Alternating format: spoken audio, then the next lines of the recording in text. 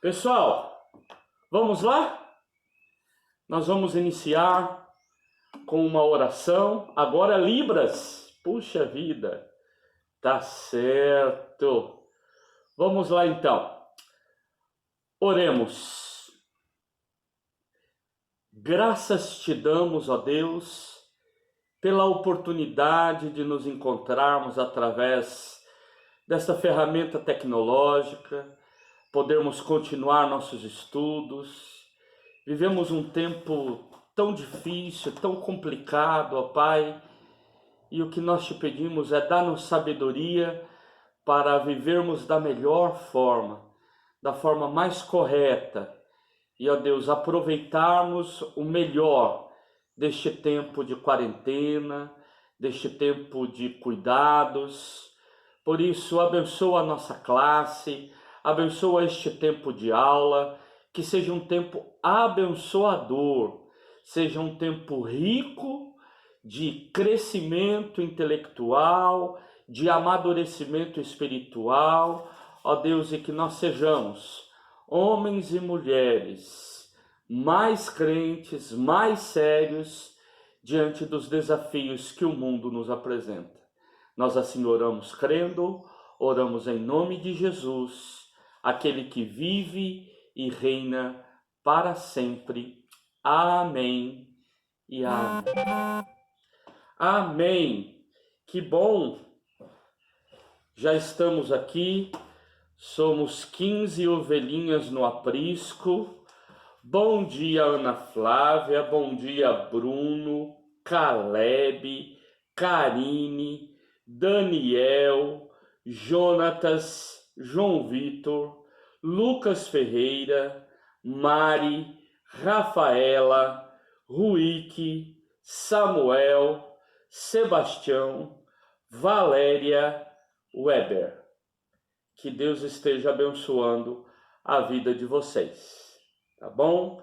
Que alegria contar aí com a presença de vocês e que Deus esteja abençoando ricamente. Amém? Que bênção!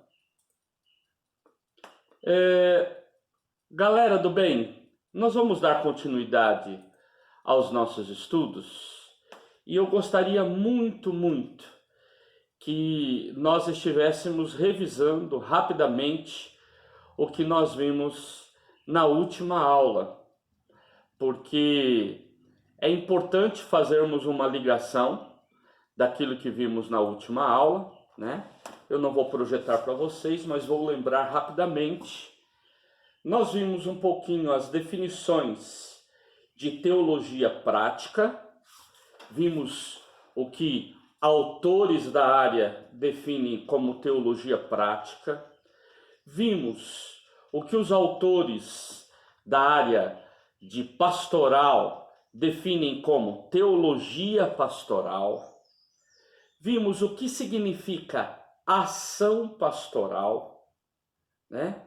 E ação pastoral da igreja, né? Não ação pastoral enquanto ação de um indivíduo, né?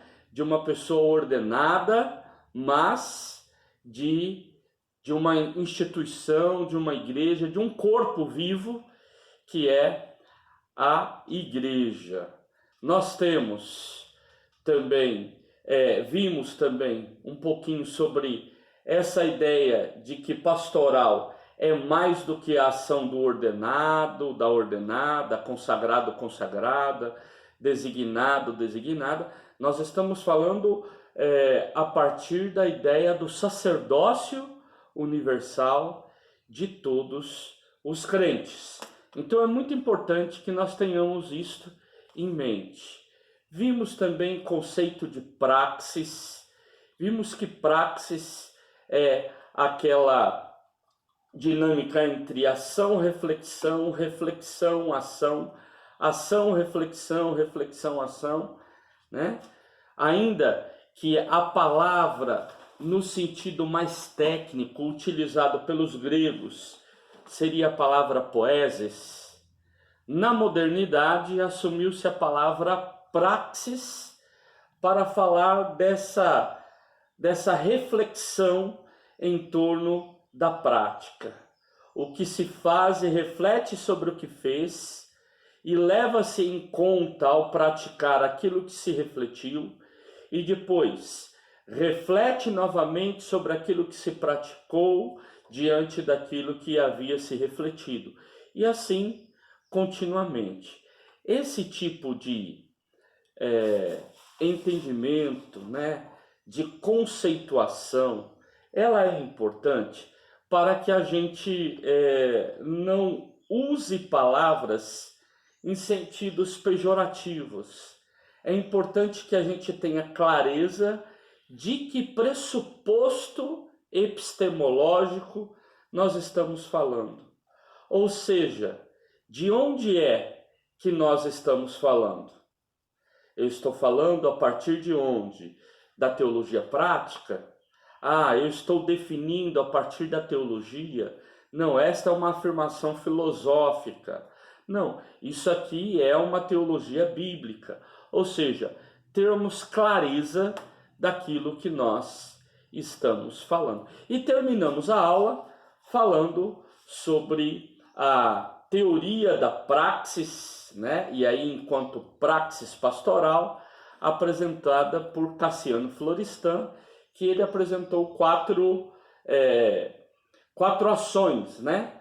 A praxis tem que ser uma ação criadora, uma ação reflexiva, uma ação libertadora e uma ação radical. Então, nós terminamos a aula falando sobre isso. Nós vamos agora retomar, né, a apresentação dos nossos slides e agora avançando um pouquinho mais. Então, hoje, terceira aula, nós vamos avançar dialogando sobre o quê? Então, vamos ver os objetivos da aula de hoje. Na aula de hoje, o que nós vamos fazer é dialogar sobre os conceitos de missão, evangelização, pastoral e ministério. A gente precisa de compreender um pouquinho expressões que nós usamos no cotidiano. Vamos refletir sobre os conceitos de clérigo, clériga, leigo, leiga e povo de Deus, que a gente usa, quem sabe, em sentidos equivocados do ponto de vista bíblico, né, teológico. No sentido institucional, nós podemos até utilizar bem essas palavras. No sentido pejorativo, conseguimos fazer boas colocações. Mas a pergunta é, será que do ponto de vista bíblico-teológico, nós conseguimos entender bem qual é a proposta que a Bíblia Sagrada nos apresenta de povo de Deus? Então é diante disso daí que eu gostaria então de apresentar os modelos eclesiásticos, eclesiológicos, de organização da comunidade de fé, que são apresentados no Novo Testamento. Então, tendo clareza por onde nós vamos caminhar hoje, eu gostaria de enfatizar, no decorrer da nossa caminhada cristã, o povo de Deus, quando, vamos lá, Daniel levantou a mão. Daniel, a palavra está contigo. Bom dia, professor. Vai gravar a aula, não? Oxa!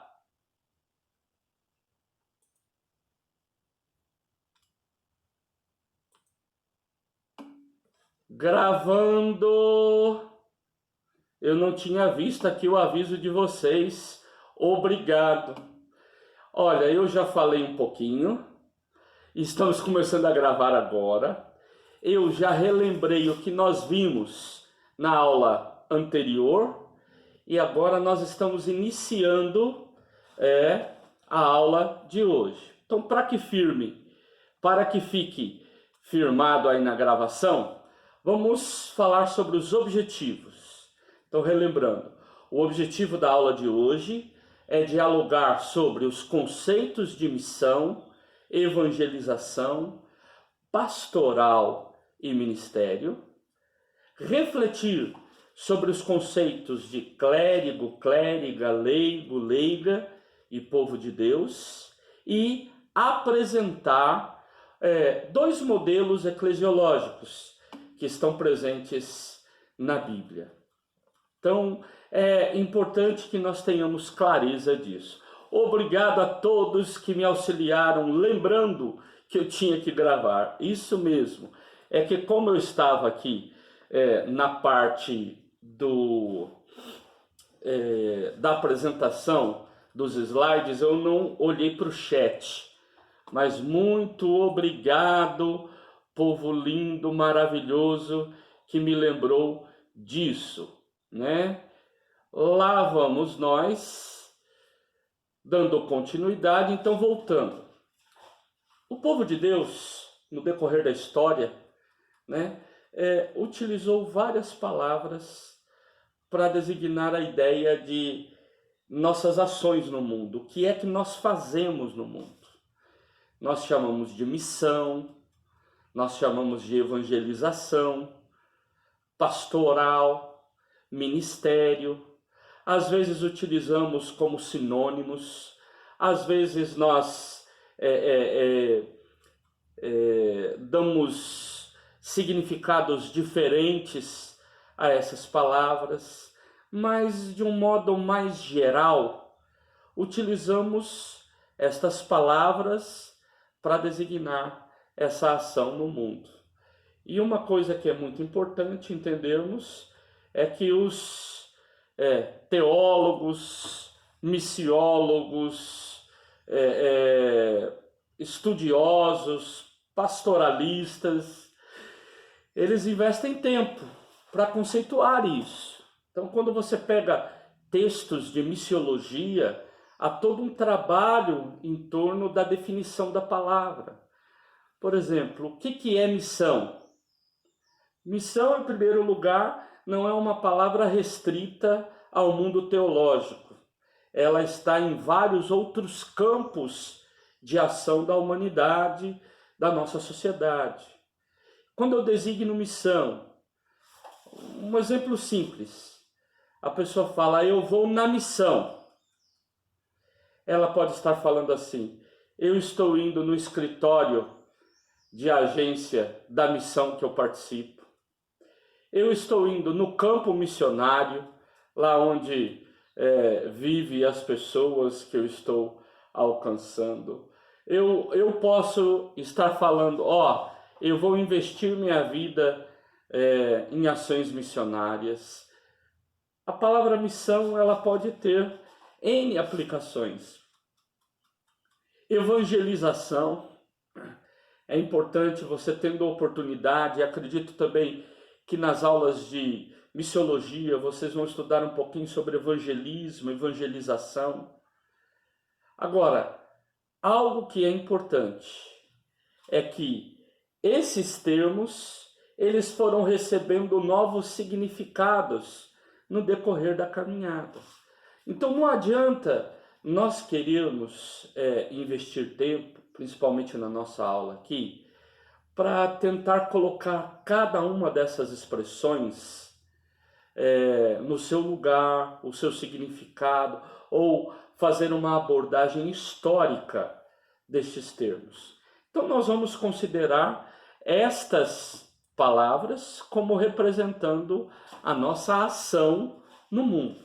Agora, mais importante do que a gente ficar fazendo uma discussão conceitual, né? Qual o significado então dessa palavra? Nós entendermos que é uma problemática que nós precisamos ter clareza.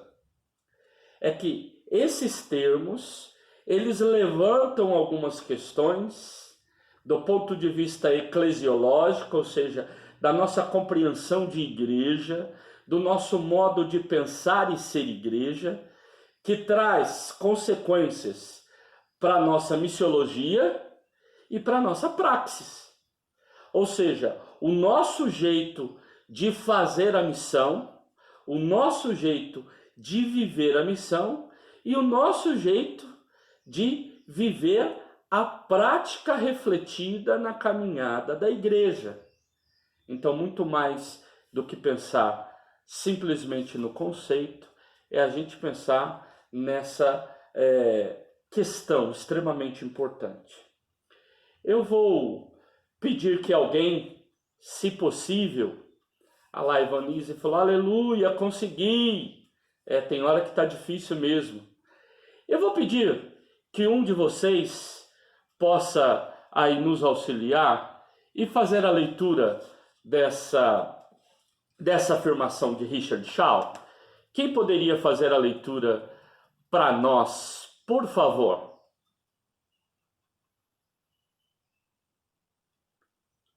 Uma alma caridosa que possa fazer a leitura para nós.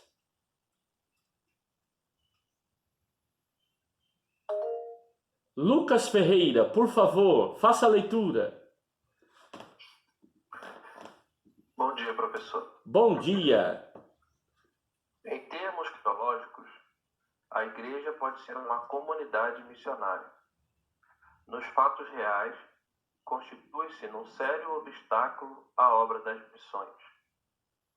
A congregação local tira a pessoa do mundo e absorve seu tempo no programa religioso, em lugar de deixá-la em liberdade para a sua missão no mundo.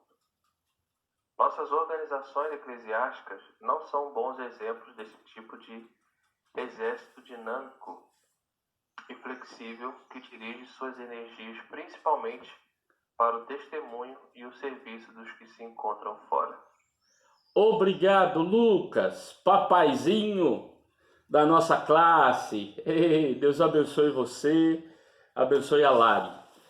Gente, essa afirmação do Richard Shaw, eita, forte, hein? Forte mesmo, Ever. Gente, vamos pensar um pouquinho sobre isso? Eu vou fazer uma pergunta. Nós, enquanto igreja, vamos colocar aqui, ó, nossa classe, temos cristãos de várias denominações. Nós, quando pensamos nossa missão, na maioria das vezes, ou nossas ações, nossas atividades, na maioria das vezes, nós estamos pensando nas pessoas que não frequentam as nossas igrejas ou nas pessoas que frequentam as nossas igrejas.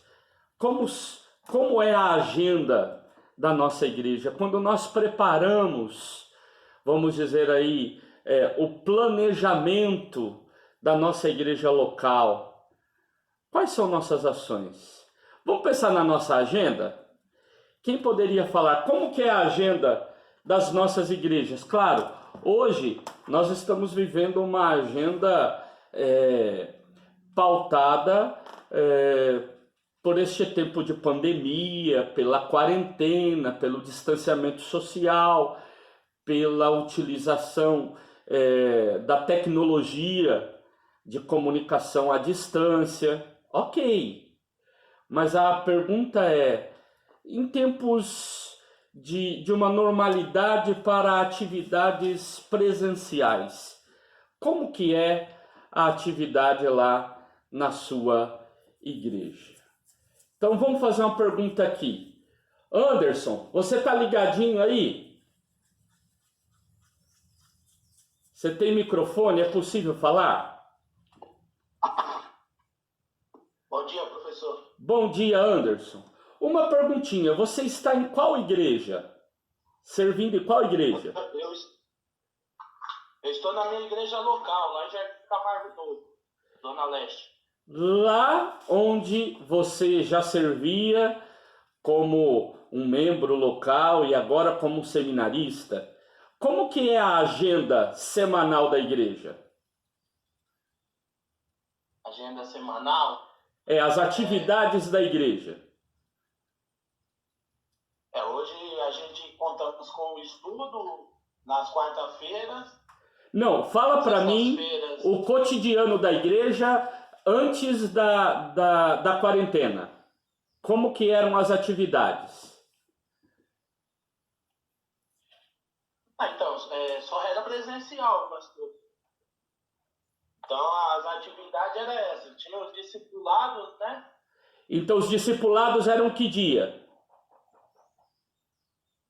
Então, tinha no sábado e tinha um na quarta-feira, se eu não me engano. Certo. Tinha alguma reunião de oração? Não, tinha na quarta-feira um estudo, né? A reunião, o culto seria na sexta-feira, de oração, de palavra. Certo. E no sábado tinha atividade? Não, só quando era festividade mesmo, assim, culto de louvor, culto de ação social, culto do louvor, culto de jovens. O Certo. sábado geralmente era para essa demanda. As mulheres, tinham reunião de mulheres? Sim, elas têm. E costumava ser quando? Uma vez por mês? Sábado? Durante a semana? Isso. Geralmente uma vez por mês elas se reuniam com o chá de mulheres, onde tinha discipulado, e era nas casas, né? A líder lá faz uma escala e é na casa das irmãs. Geralmente ela buscava fazer na casa das irmãs que não estavam frequentando a igreja constantemente. Ok. Anderson, a igreja Camargo 2, ela é uma congregação ou uma igreja? É uma igreja, está em período probatório, mas é igreja. Ok. Ela é uma comunidade menor e de periferia, correto? Exatamente, pastor. Nós somos... Camargo Novo. Tá. Isso, Camargo Novo. Ok. Nós somos o último bairro da Zona Leste de São Paulo, no extremo leste. Então, se você der um passinho, você já está em São Paulo interior. Certo. Ok. Eu vou perguntar agora alguém que esteja de igreja metodista, que esteja numa igreja central, uma igreja maior central. Professor, Oi? mas um dos trabalhos lá que vale a pena destacar, né, falando de missão, Sim. tem um trabalho muito forte com dependente químico na igreja. Ok. Tem uma parceria com uma casa de recuperação e tem um grupo de irmãos que passaram por essa casa e hoje eles fazem esse trabalho evangelístico lá, que é internar pessoas que o bairro lá conta com muitos dependentes químicos. Certo. Então hoje tem esse trabalho também de missão lá que é bem bonito. Vocês têm também escola dominical, vocês têm culto à noite, no domingo, sim. Correto? Sim, sim. Tem culto voltado para os jovens? Tem. Os jovens lá têm bastante oportunidade de trabalhar, eles têm discipulado. Agora, né, nesse tempo atípico que a gente está vivendo, está tudo mais complicado. Sim. Mas eles têm discipulado, eles fazem cultos temáticos para eles. É uma igreja bem ativa. Legal. Eu vou agora perguntar para o Daniel. Daniel, é possível você compartilhar conosco também a programação da sua igreja, né? Como que são as atividades da sua igreja, relembrar para nós, né, o nome da sua igreja e como que é a atividade durante a semana, as programações da igreja. Bom dia, mais uma vez, professor. Bom dia. Então, tem antes da pandemia e pós-pandemia, né? Isso. Vamos falar antes, porque o pós-pandemia nós ainda estamos no novo. Fala antes, para a gente pensar como era a igreja antes dessa quarentena. Tá bom. Nosso ministério é um ministério independente, o nome da igreja, Igreja Evangélica ao Senhor, Justiça Nossa. Funcionava assim antes da pandemia. Segunda-feira nós tínhamos uma reunião de homens, tinha um grupo de louvor também, que a gente divide por faixas etárias, né? E na terça-feira tinha o ensaio do coral, que era geral para todas as idades. Na quarta-feira era das mulheres, o encontro das mulheres. Na quinta-feira era um culto público. Aí no sábado, na sexta-feira a gente não tinha atividade à noite. E no sábado era dos ministérios. Aí cada sábado do mês tinha um ministério específico. E no domingo à noite era um culto chamado culto da família. E aí nós tínhamos atividades na segunda, quarta e sexta pela manhã, de oração, das 8 às 9. E no domingo de manhã, a escola bíblica, das 9 até às 11, que era também dividido por faixa etária, nós tínhamos 4 classes. Aí, depois da pandemia, mudou tudo, né? A gente está em adaptação ainda e mudando bastante coisa ainda. Certo. Muito obrigado, Daniel. Lindiane, é possível você partilhar conosco como é a programação, as atividades na sua igreja local? Vamos ver se é possível a Lindiane partilhar. Oi, professor, bom dia. Bom dia. Bom, a gente tem 2 igrejas. Na igreja mãe, a gente chama a sede mãe, né? Na segunda-feira é um estudo. Na terça-feira a gente tem um culto voltado mais para o ensino, que é no Centro de São Bernardo, na Jurubatuba. Na quarta-feira é livre, né? A gente não tem nenhuma atividade em nenhuma das igrejas. Na quinta-feira, na igreja sede, a gente tem um culto voltado para a palavra.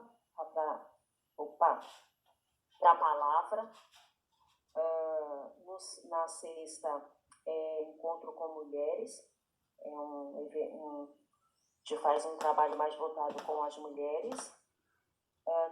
No sábado é voltado para ensaios de juvenil, criança, jovem, louvor, e aí vai fazendo escala de horário. E no domingo a gente tem um culto às 9 horas lá na igreja no centro, e 5 na igreja mãe, 5 da tarde, e às 6h30 também temos outro culto aqui na igreja mãe. Agora, após a pandemia, a gente não sabe como vai ficar. Essa é uma novidade, é uma incógnita para todos nós. Muito obrigado, Lindiane. Muito obrigado. Sebastião, é possível você compartilhar conosco como é a programação da sua igreja? Né? Como que é como são as atividades da sua igreja durante a semana? Vamos ver se é possível ao Sebastião. Eu estou pegando de surpresa, hein? Vamos ver, será que é possível? O Sebastião teria um microfone lá. Enquanto o Sebastião nos dá um retorno, vamos ver se é possível. Eu vou pedir a alguém, quem estaria aqui numa igreja metodista mais central, uma igreja maior, que poderia compartilhar conosco, ou já participou de uma igreja maior, central? Ivanise, compartilha conosco então, Ivanise, como é a programação e qual igreja você está falando também. Tá me ouvindo, professor? Sim. Então, eu era da Central de Santos, né? Eu vim para cá, para o Belém esse ano. Mas lá, a Igreja Metodista Central em Santos tem uma programação terça-feira, né? Reunião, é um culto, né? Que a gente usa geralmente para oração, mas não é necessariamente reunião de oração. Aí na quinta-feira à tarde tem um culto de estudo bíblico também aberto para as pessoas. Durante a semana, na quarta e na quinta, na sexta e no sábado tem em células, né? As pessoas se dividem nas células. Geralmente, assim, até à tarde. Aí, quando tem programação das mulheres, aí o sábado é disputadíssimo, né? Porque tem chá de mulheres às vezes à tarde, aí às vezes tem reunião de jovens da mocidade lá na igreja, né? Mais assim para o final do dia. Às vezes acontece de ter 2 programações no dia, às vezes tem bazar também no sábado. Aí quando chega domingo, escola dominical, culto, né? Primeiro tem o culto, a escola dominical, aí quem faz parte do louvor fica lá já para ensaiar, né, para o louvor, aí depois já se prepara para o culto da noite, e aí é o culto da noite às 19 horas. Obrigado, Ivanise. Uma perguntinha, será que o Sebastião conseguiu? Acho que não. Jefferson, Tertuliano. Bom dia, professor, tudo bem? Bom dia, tudo bem, graças a Deus. Então temos aulas de Libras, capoeira, inglês, canto, instrumentos durante a semana, né? E temos um projeto evangelístico de uma tenda que a gente tem um parque grande aqui na frente da igreja.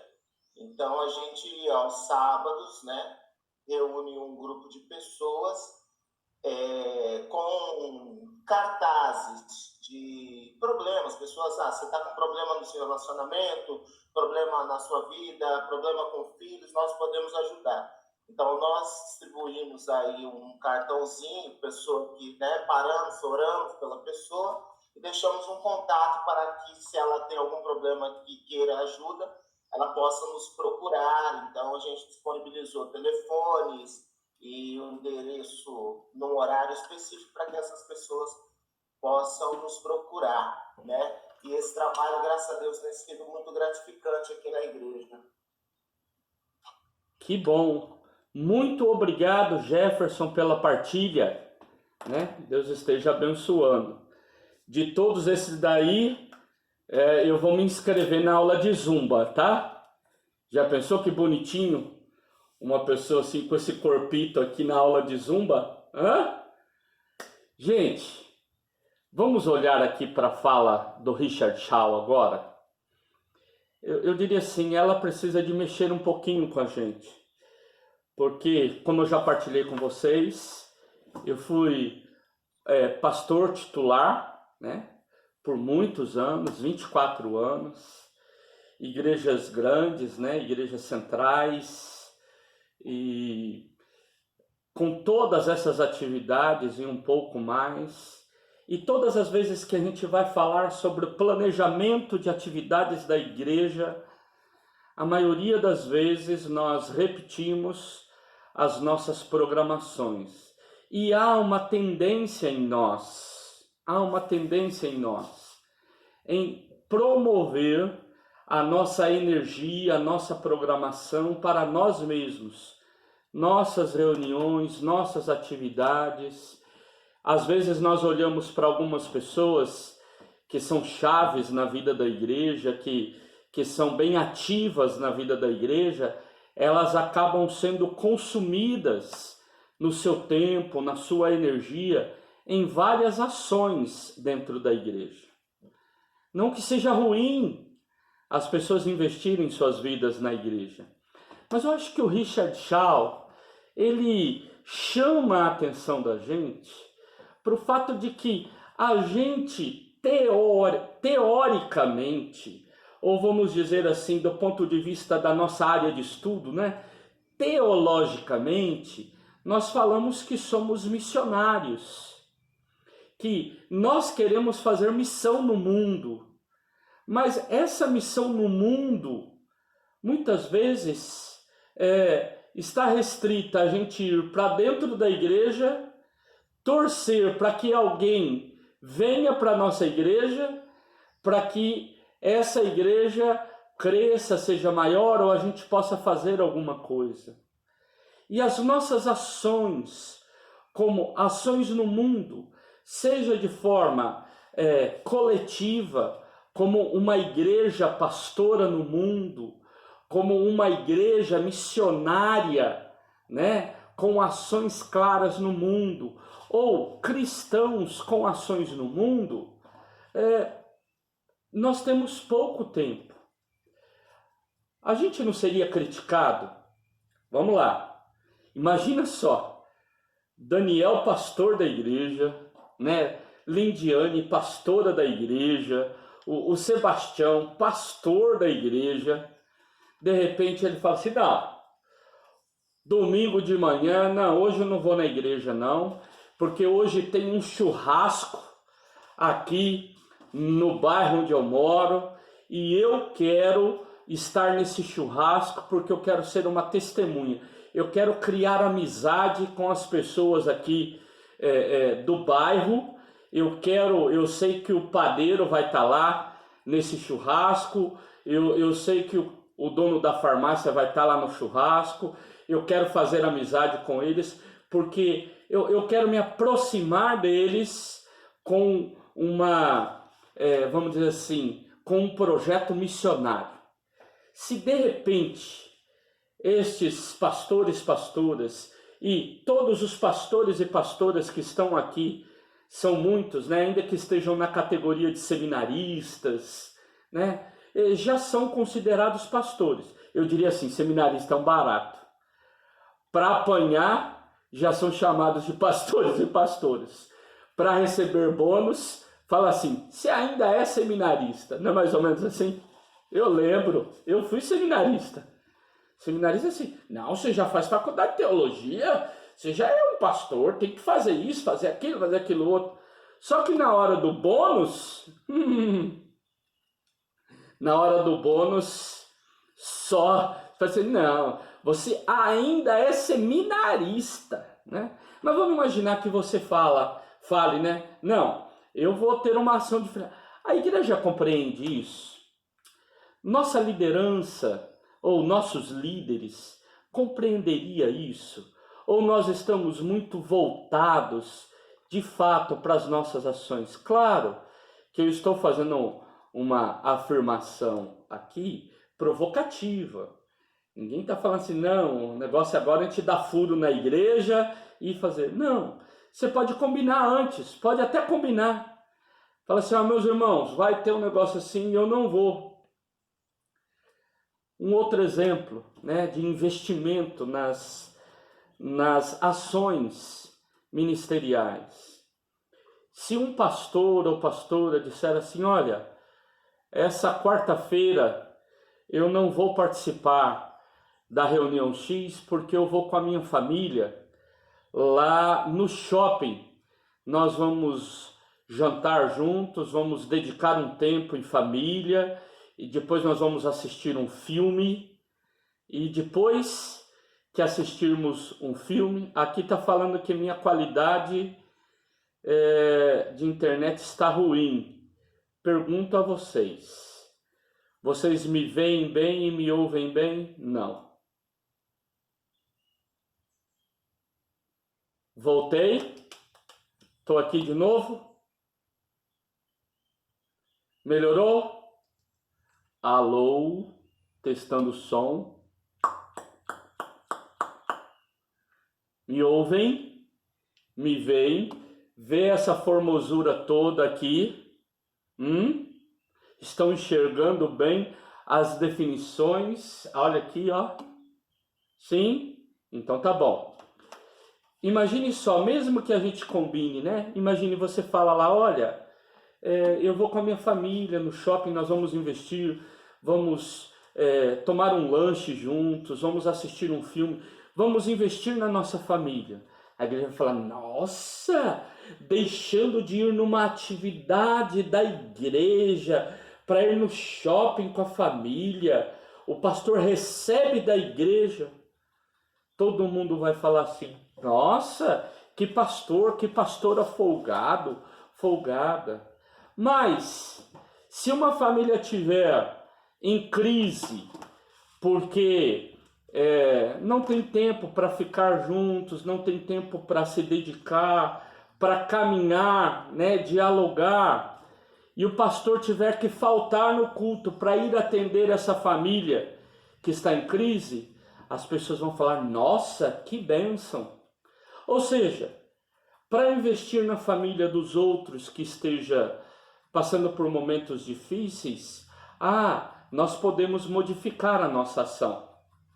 Agora, para investir na própria vida, no próprio ministério, isso daí não se deve. Eu ainda estou falando de ações para dentro da própria igreja.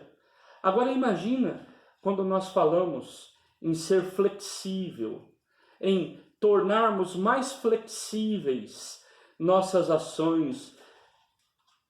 Que briga que é quando a gente tem que disputar data na reunião de planejamento das igrejas, não é verdade? Não, mas esse dia é o dia que as mulheres vão fazer isso. Não, mas os jovens são muito importantes na vida da igreja. E nós, às vezes, nos degladiamos, brigando por algumas ações. E nós temos dificuldade de fazer ações que sejam ações para fora, né? Abrir mão, né? Eu diria, a Ivanise que compartilhou, em Santos é praticamente um sacrilégio deixar de ir para a escola dominical e ir para a praia com a família de vez em quando. Então, quer dizer, olha como é difícil isso. Não estou dizendo que é para a gente matar aula na escola dominical, boicotar a igreja, né? Já ouviram aquela frase, né? Nossa, o pastor está de férias? A pastora está de férias? O diabo não tira férias. Dá vontade de dizer, é verdade mesmo, tô vendo, né? Ele usa a gente para fofocar, né? Ele usa a gente linguarudo o tempo inteiro, né? Não dá vontade de falar isso? Gente, há momentos que a gente precisa disso, que a gente precisa de fazer essa declaração, que a gente precisa de ter este momento. Como seria importante nós investirmos tempo em coisas importantes, que não seja só a atividade da igreja. Mas aqui é importante destacar a questão própria da nossa constituição eclesiológica. Nós somos uma igreja que temos uma missão, somos missionários. E é na hora que as pessoas têm tempo para algumas ações, que nós, ao invés de irmos ao encontro delas, nós ficamos na igreja esperando elas virem. Vou usar um exemplo para você refletir aqui, pensar. Não sei se isso daí vai te ajudar ou não, né? Mas eu gosto muito dessa comparação. Algumas pessoas dizem que existem cristãos que têm uma proposta de vida dentro de uma, e vamos dizer assim, uma proposta missionária, uma proposta de ação missionária marcada pela espiritualidade de João Batista, e tem pessoas que têm essa vida missionária marcada pela espiritualidade de Jesus. Qual a diferença? A diferença é que, para João Batista, ele fica no rio e fala, se você quiser, você se arrepende e você vem aqui e eu te batizo. São as ações que às vezes como igreja nós temos. A igreja está aqui, quem quiser que venha. Nós estamos aqui até distribuindo folheto, nós estamos mandando convite pelo WhatsApp, convite nas nossas redes sociais. A igreja está aqui, quem quiser que procure, vem aqui. É aquela ideia, se você vier, aí você vai ouvir uma mensagem, uma proposta de vida. Se vier. Agora, a espiritualidade de Jesus é diferente. Ele não vai para um lugar e fica esperando as pessoas virem a ele. Pelo contrário, ele vai ao encontro das pessoas. Ele rompe com a religião da época, ele rompe com aquelas propostas da época e ele sai, ele é criticado. Ah, mas o senhor, ao invés de ir na casa das pessoas que são gente boa, o senhor está indo aí na casa dos pecadores, das prostitutas, dos publicanos. Ah, alguma coisa está errada. Quer dizer, a espiritualidade de Jesus é a espiritualidade de ir ao encontro do necessitado. Num determinado momento, ele precisa de chamar a atenção das pessoas e dizer para elas assim: olha, eu vim não para os sãos, eu vim para os doentes. E a pergunta é: nossas igrejas, elas estão preparadas para quê? Para cuidar dos santinhos, entre aspas, né? Esses dias eu vi uma frase de uma igreja aí, aqui não aceitamos pessoas perfeitas. Estava na entrada da igreja, acho que era algo assim, né? Às vezes nós queremos na igreja pessoas perfeitas, e os crentes ficam bisbilhotando a vida uns dos outros, para ver, nossa, aquele irmão, nossa, aquela... Jesus vai ao encontro das pessoas que não são perfeitas, com uma proposta de vida para que elas possam vir mudando. Já imaginou a experiência das pessoas tentando apedrejar aquela prostituta? Ela é pega em adultério, ela é culpada. Do homem a gente não fala nada, mas essa mulher, né? E aí, de repente, Jesus chega e fala: olha, quem não erra aqui? Quem não tem pecado? Atira a primeira pedra. Todo mundo vai embora. Jesus então fala para ela: mulher, eles não te condenaram? Eu também não vou te condenar. Uma proposta eu tenho para você. Vai, muda de vida. Passe por um processo de mudança de vida. Para de fazer algumas coisas que você tem feito. Não faz mais isso. Não peques mais.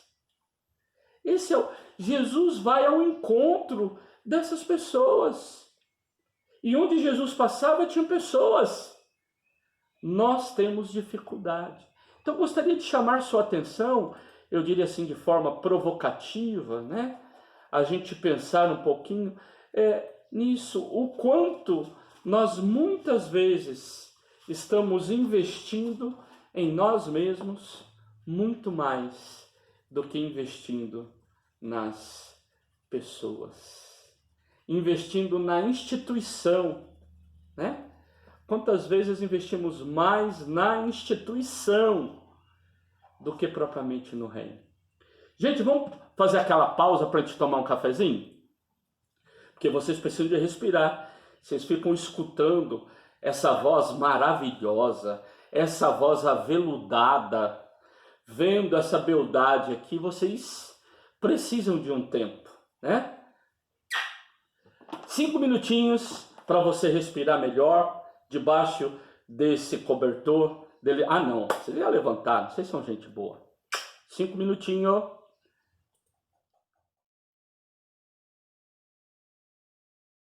Ó que chique, ó, Weber, isso aqui é pra você, ó, me vê, inteirinho, ó.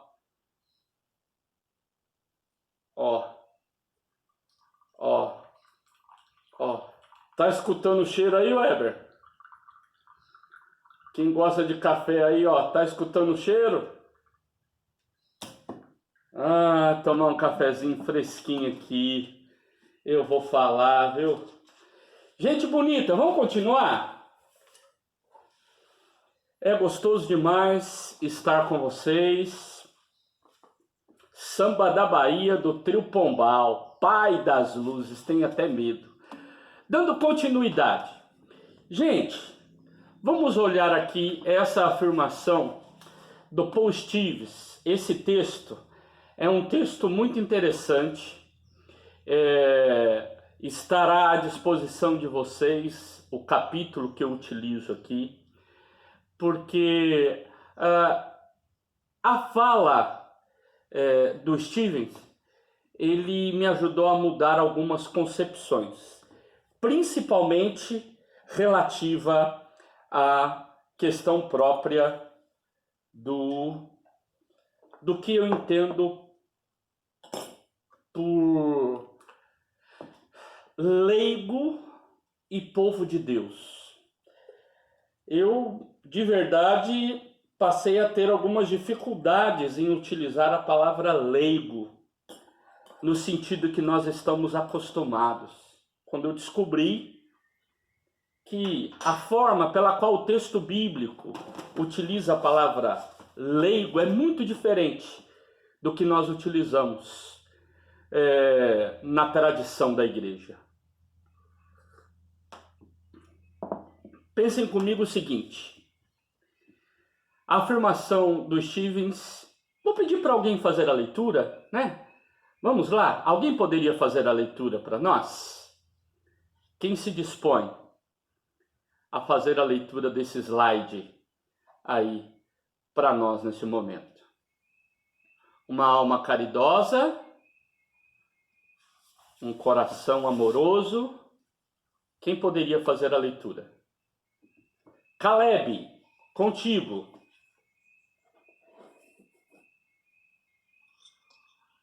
Ao longo de quase toda a sua história, a igreja tem sido composta de duas categorias de pessoas: os que fazem o ministério e aqueles para quem ele é feito. Os leigos são um objeto e não um sujeito do ministério. Eles o recebem, pagam por ele, promovem-no e talvez até aspirem a ele, mas quase nunca chegam a ser ministros por razões do fundo da alma da igreja, razões teológicas que serão examinadas neste livro, razões estruturais e culturais que foram exploradas em muitos livros contemporâneos sobre o assunto. Obrigado, Caleb. Essa afirmação do Stevens nos ajuda muito a compreender, né? A gente não vê uma pessoa da igreja, do cotidiano da igreja, que não seja um ministro ou uma ministra ordenado, ordenada, consagrado, consagrada, dedicado, dedicada, seja qual for a designação que se use na instituição, nós não vemos eles falando de vocação para um ministério, né? Não, a ideia de que vocação para o ministério é vocação de missionário. Missionário que fala, Deus me chamou para alcançar aqueles que estão longe, alcançar os perdidos. Ou pastores e pastoras utilizam essa palavra, né? Falando de vocação. Eu estou preparando aqui uma palestra que eu vou dar no POV, né? Na sexta-feira, amanhã à noite. Eu fiquei responsável por falar sobre o ouvir o chamado, né? Então estou aqui me preparando, fazendo algumas anotações, né? Leituras. Eu tenho uma exposição de 35 minutos. Então, a gente quando fala sobre ouvir o chamado de Deus, ou ter um chamado, na maioria das vezes está ligado a alguém que tem a responsabilidade como ordenado ou ordenada, ou qualquer outra nomenclatura que se use, né? Ou ele é missionário, ou ele é um ministro da igreja. Nós utilizamos a palavra no singular, né? O ministério. Nós vamos até conversar sobre isso. Será que realmente é o ministério ou um ministério? Por razões teológicas, e aí nós vamos ver aqui como que seria a melhor forma da gente designar aqueles que são de tempo integral e que não são de tempo integral, aqueles que têm uma função pastoral e um ministério ordenado, e aqueles e aquelas que não têm um ministério ordenado, mas que também são vocacionados, chamados por Deus. No decorrer da história, a nossa estrutura, a nossa conjuntura, a nossa estrutura organizacional, administrativa, fez com que dividíssemos a igreja no que o Stevens colocou aqui. Alguns são aqueles que trabalham e são pagos por isso, recebem para fazer isso. Outros pagam e recebem o trabalho desses que são chamados. Por isso, clero e leigo, clérigos e leigos e leigas, clérigos e clérigas, leigos e leigas. Porém, quando olhamos para o contexto bíblico, nós vemos uma leitura diferente. E isso que é importante nós ressaltarmos aqui, e eu gostaria de chamar a atenção de vocês. Clérigo, clériga, leigo, leiga, essa estrutura organizacional administrativa que divide a igreja em dois grupos, ela não é citada no texto bíblico, mas ela persiste até hoje. O texto bíblico, quando usa a palavra leigo, laikoi, né, ele usa de forma diferente. Quem vai usar leigo no sentido que nós entendemos hoje não é o texto bíblico, é Clemente de Roma. Clemente Romano é quem vai utilizar essa palavra no sentido daqueles que não são ordenados e que recebem a atividade daqueles que são os clérigos, mas não está no texto bíblico. Então é muito importante que você tenha clareza disso. E aí vem então o texto do Stevens, que eu gostaria, no momento, que vocês fizessem a leitura. Eu separei algumas páginas, são poucas páginas, não haverá nenhuma alguma atividade para você fazer, a não ser, claro, na prova, aí vocês precisarão de ter isso em mente. Então é importante a leitura. Mas o Stevens vai dizer assim, ó, o vocabulário leigo tinha que ser banido, eliminado, arrancado, expulso. Ou seja, essa palavra não tem nada a ver com o projeto eclesiológico da Bíblia Sagrada. Essa ideia de que alguns ficam ali para receber o trabalho de outros, não tem um pressuposto bíblico teológico. Pelo contrário, nós precisamos de entender o significado da palavra laicato. A palavra laicato, ela tem um sentido mais amplo. E no Novo Testamento é um termo que traz dignidade para todos, ordenados ou não. Laicato vem de laos, no grego, né, que significa povo. Nós somos o laos de Deus, né? Nós somos aquelas que fazem parte do povo de Deus, onde um não é mais importante que o outro, né? Olha que interessante aqui, 3 textos que você pode ver depois, onde se usa a palavra clero, né? Clericoi, que significa comissionado, chamado. Quando você olha para essas palavras em Colossenses, em Efésios, em Gálatas, não tem o sentido como nós utilizamos na instituição chamada igreja no decorrer da história. Lá, o sentido não é enquanto um líder do povo, mas está chamando todo mundo, todo o povo. Lá não está dizendo assim, olha, os clérigos, ou seja, os líderes, os ordenados. Não, lá está dizendo todo o povo de Deus.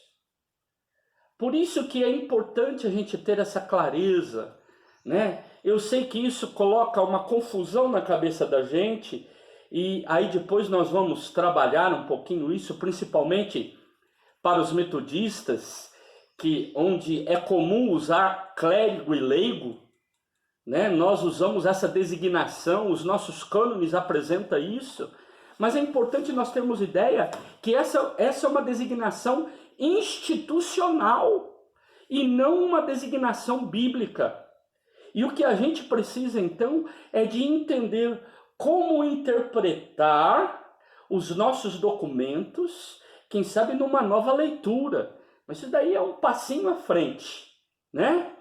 Então, como diz aquele cântico espanhol, Despacito, una canción para ustedes, despacito. Devagarzinho, nós chegamos lá. E aí, então, nós vamos entender o significado dessa palavra clérigo. A igreja é um povo. E essa afirmação aqui, isso que eu escrevi aqui, baseado no texto do Stevens, né, eu escrevi com as minhas palavras, é o que mudou a minha concepção. Hoje eu tenho dificuldade de falar assim, quero convidar os irmãos leigos e leigas. Essa palavra, se sai da minha boca, sai meio torta, sabe? Já comeu caqui? Quando o caqui está meio verde? Quem é que já comeu caqui? Quando ele não está muito maduro? Fica pegajoso na boca da gente, né? Fica segura. Então eu queria dizer para você que é bem assim. Quando eu uso a palavra leigo em determinados momentos, ela sai meio pegajosa da minha boca. Por quê? Porque a minha concepção, a partir desses estudos, foi preparando essas aulas, né? Há 2 anos atrás, né? Quando eu comecei foi designado para mim essa disciplina, né? E eu fui ler mais, estudar mais, e isso mexeu muito comigo. A igreja é um povo sem leigos. Gente, nós não temos leigo no sentido usual da palavra, sabe? Igual a gente usa no sentido pejorativo. Eu sou leigo no assunto. Você poderia ver isso para mim? Eu sou leigo neste assunto. Esse sentido pejorativo, ou no sentido próprio, eu diria assim, de uma concepção do leigo como aquele que não sabe nada, ou como aquele que só ouve, ou como aquele que só recebe o trabalho vindo por parte dos ordenados e ordenadas. Essa ideia de leigo, nesse sentido usual da palavra, a igreja não deve ter. Não tem. Nós temos que dizer, nananina, não. A igreja está leiguzada como complexo de inferioridade. Isso mesmo. Obrigado, Jonatas. Agora, por outro lado, na igreja todos são clérigos. Ixi, isso aqui vai dar chabu, hein? Isso aqui vai dar problema. Já pensou você chega lá, meu professor falou, eu sou seminarista, mas eu sou clérigo. Falou? Então, não quero dizer, todo mundo é clérigo. Todos os membros da igreja são clérigos, no sentido próprio da palavra. No sentido bíblico de clericói, enquanto povo de Deus, enquanto laicato, todos são dotados, comissionados, apontados por Deus, escolhidos por Deus. Bispo, dá um pulinho aqui. Então, veja só como é importante termos essa clareza. Eu diria, respeitando todas as igrejas aqui presentes, né? Mas assim, só fazendo um apontamento histórico para aqueles que não conhecem muito, né? Os não metodistas ou os metodistas que, quem sabe, não vivenciaram por questão de idade e também não tiveram oportunidade de estudar. A Igreja Metodista, ela opta em 1987, em seu Concílio Geral, por uma estrutura organizacional que ela chamou e chama até hoje. Ela deveria estar em vigor em todas as nossas comunidades, chamada dons e ministérios, onde você não tem um dom maior que o outro, você tem diferenças entre os dons. Por isso, os ministérios realizados, o ministério realizado por uma pessoa ordenada, não é maior do que o ministério realizado por uma pessoa não ordenada. Então, nós não temos leigos na igreja, no sentido usual da palavra. Todos aqui são clérigos, todos são chamados, vocacionados, dotados, apontados para o serviço. Agora, os serviços estão diferentes. Nós veremos que isso tem a ver com a estrutura eclesiológica que nós assumimos. Então, pensem bem, na igreja não tem um ministro ou uma ministra, mas vários ministros e ministras. Ou seja, a igreja em si é um serviço, um ministério. A igreja não tem uma missão, a igreja é uma missão. E é isso que nós precisamos de ter clareza, porque nós usamos a palavra, né, com o artigo definido masculino. Ele tem chamado para o ministério, como se existisse só o ministério pastoral. Não, existem vários ministérios da igreja. E não fique pensando que o ministério de pastor é muito... o ministério de pastor não é muito, não, né? Que o ministério de pastor e de pastora é melhor do que outros. Não, ele é diferente, mas não é melhor. Todos os ministérios na vida da igreja, nós veremos daqui a pouco, né, que na estrutura da eclesiologia paulina, né, ele entende quanto corpo, ele vai dizer todos no corpo são importantes. Então, espero que essas afirmações provocativas possam mexer com vocês, né, possam retumbar dentro de vocês como sonorizou dentro de mim, né? Em mim me ajudou a mudar muitas concepções. E olha que eu vivenciei todo esse processo de mudança de uma estrutura de cargos na igreja para uma estrutura de dons e ministérios na igreja metodista. Mas isso mexeu muito comigo. Ou seja, todos nós somos chamados. Ninguém é melhor que o outro. Nós temos ações diferentes.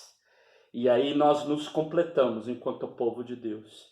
Como ordenado, eu tenho algumas demandas que é diferente de alguns ministérios não ordenados. Eu não sou melhor, eu sou diferente, né? Quem poderia fazer a leitura dessa outra frase aqui do Stevens para nos auxiliar? Por favor, uma alma caridosa que possa nos auxiliar.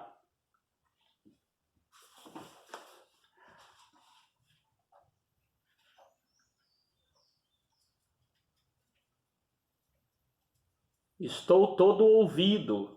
Quem poderia fazer a leitura? Posso ler? Quem está falando? É o Dantas. Dantas, a palavra é sua. No decorrer de quase toda a sua história, a igreja tem sido composta de dois tipos de pessoas: os que são ministros e os que não são.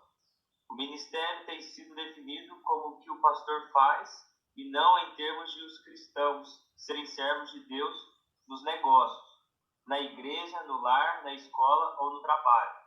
Entrar no trabalho de Deus significa tornar-se pastor ou missionário e não ser colaborador de Deus em sua obra criadora, sustentadora, redentora e aperfeiçoadora, tanto na igreja como no mundo. Obrigado, Dantas.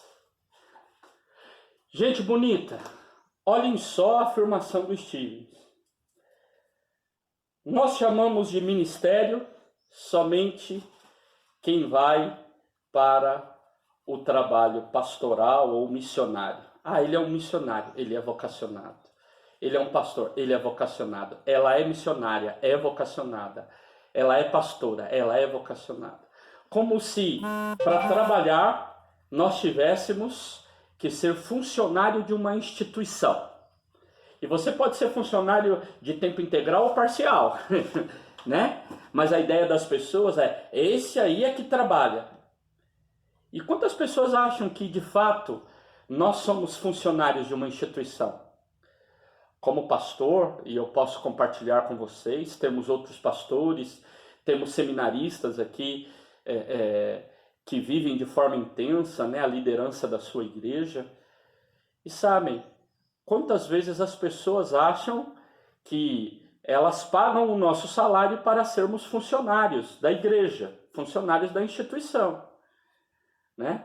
Pessoas que querem monitorar as suas ações, né? E acham que você tem que bater cartão para fazer algumas atividades, né? Ainda que seja um cartão virtual, mas eles têm isso na cabeça. Agora, todos são vocacionados. Aqui está numa linha muito do que Lutero trabalhava enquanto vocação, né? Essa afirmação aqui do Stevens, ele retira de um pensamento, de uma abordagem de Lutero, falando que todos são vocacionados para viver como cristão no mundo, na igreja, nos negócios, no lar, na escola, no trabalho, em todos os lugares nós somos. Mas mais que isso, claro que há um desenvolvimento dessa teologia da vocação e que nós precisamos de levar em conta, que está ligado ao quê? Está ligado de forma específica à compreensão de que nós, enquanto cristãos, todos somos chamados, vocacionados por Deus. Agora, por que na mentalidade da igreja atual, institucionalmente, nós nos organizamos como clérigos e leigos? Os chamados e os não chamados, os que têm ministério, os que têm o ministério, os que não têm ministério. Por quê? Então, senta que lá vem a história. Lembram disso daí? Quem assistiu? Não sei se vocês assistiram. Vocês são bem mais novos, né? Mas assistiram aqueles programas da TV Cultura, né? Senta que lá vem a história. Gente, quando nós estudamos o Novo Testamento, nós temos ali duas linhas eclesiológicas.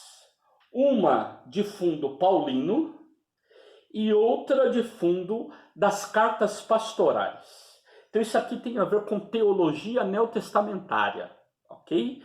A teologia do Novo Testamento, e aí quando você se aprofunda um pouco em Novo Testamento, você vê que tem essas abordagens teológicas das comunidades paulinas, das comunidades criada e desenvolvida a partir da teologia paulina, e você tem comunidades criadas a partir de uma teologia, a partir das cartas pastorais.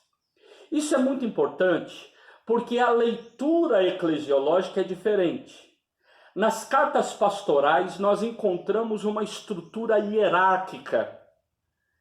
Você encontra lá algo diferente do que encontra nos textos de Paulo. Por exemplo, nas cartas pastorais, você tem essa tríade presente: bispo, presbítero, diácono, né? Você encontra ali essas afirmações, né? Você tem a estrutura da comunidade: bispo, presbítero, diácono. Nas cartas de Paulo, nós temos uma estrutura carismática, não é estrutura hierárquica, mas é a postura e uma organização a partir dos dons, a partir da capacitação de Deus na vida da comunidade. E aí podemos então chamar de dons e ministérios, para aproximar um pouquinho de uma linguagem que nós conhecemos. Na estrutura hierárquica, nós temos então esses 3 portadores do privilégio do Espírito Santo, né? A comunidade se constrói, o Boff vai afirmar isso, né? Esses 3 são os portadores de privilégio, o Espírito está sobre eles. E aí parece que eles são os superdotados da comunidade, o resto tem uma ação passiva, né?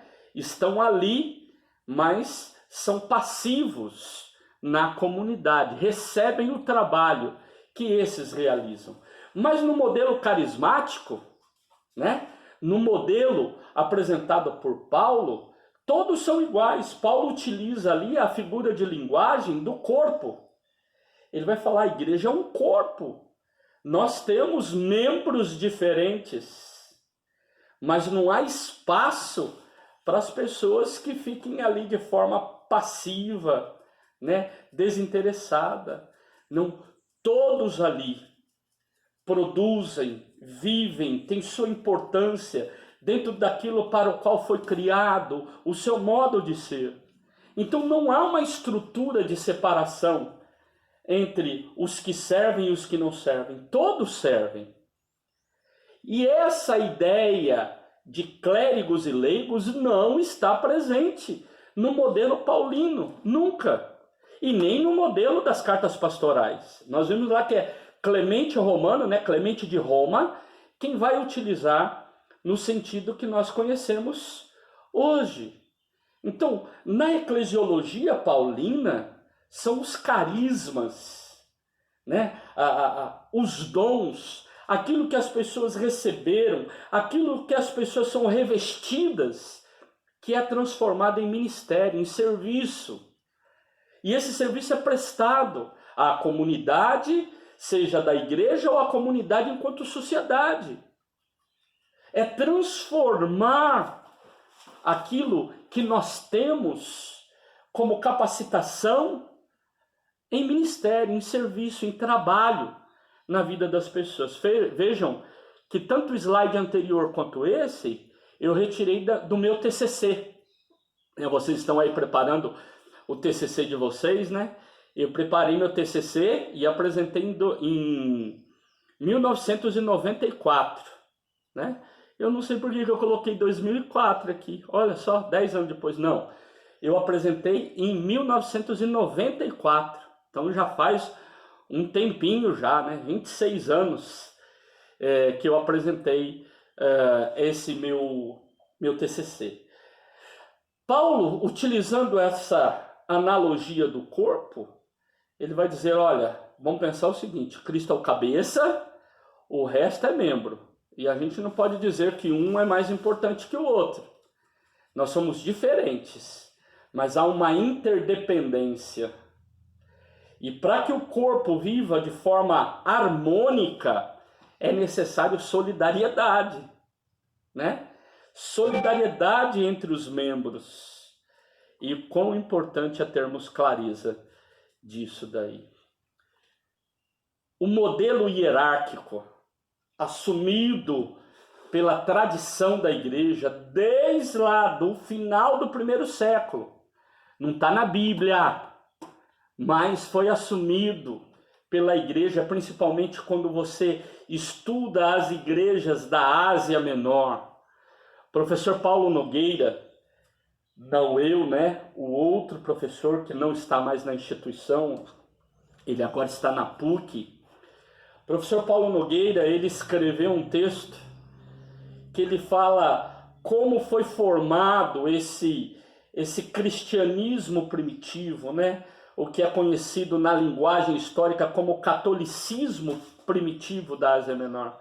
E ele fala, olha, lá você tem uma opção pela forma de se estruturar. E se optou, e aí ganhou, teve mais força, por uma forma de se organizar parecida com a sociedade, aquilo que fosse mais harmônico com a sociedade da época, essa estrutura hierárquica. Já que o império se organiza dessa forma, já que a sociedade se organiza dessa forma, vamos nos organizar assim também.